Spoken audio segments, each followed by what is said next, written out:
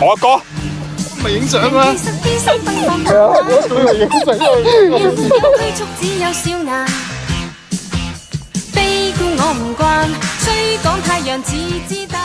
請最靚仔嗰兩隻鬼佬盡快到登機口。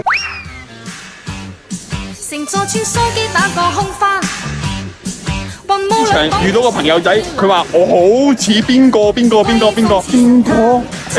問咗我好耐，然之後話咗俾佢聽咯。2021年已經關注咗我噶啦。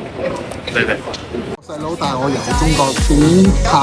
冇眼睇眼咯。佢話唔係三張幾嘢，摘你邊仔，青春美麗，冇失禮。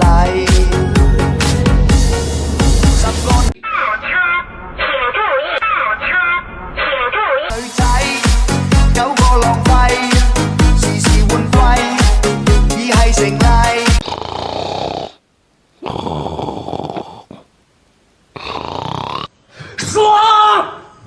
身光頸靚，襯起好睇，錢亂咁拼。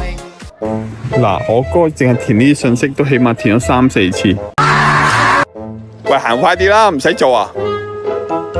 我同我哥哥順利出咗機場，而家坐緊滴滴去酒店。咁我就問我哥話：你做乜咁靜嘅？佢同我講佢想靜下，我問佢靜下邊個嚟嘅？靜下邊個？係馬仔咩感受啊？九牛二虎之力啊！喂，馬仔，同你講樣嘢啊！呢轉車啊！喂，馬仔，聽我講先。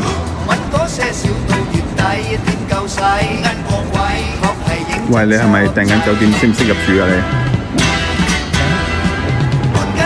聽日出發去廣州，大家推介下邊度好玩好食，可以偶遇你哋啊！